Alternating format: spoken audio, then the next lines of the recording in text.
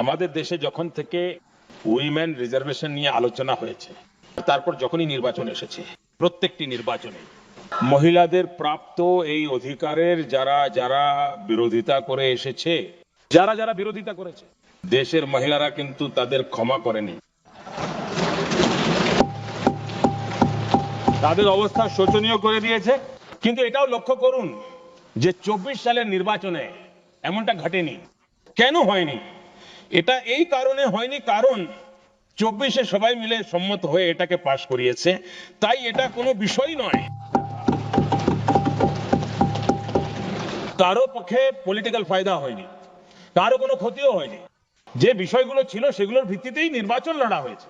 কারণ 24 সালে সবাই একসঙ্গেই ছিল। কিছু মানুষ এখানে উপস্থিত আছেন, কিছু মানুষ নেই, কিন্তু সকলেই একসঙ্গে ছিল।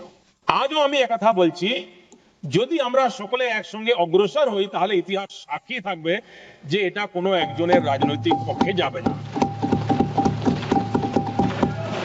এটা দেশের গণতন্ত্রের সপক্ষে যাবে, এটা দেশের সম্মিলিত সিদ্ধান্ত গ্রহণের শক্তির পক্ষে যাবে এবং আমরা সকলে তার যশের সমান অধিকারী হব।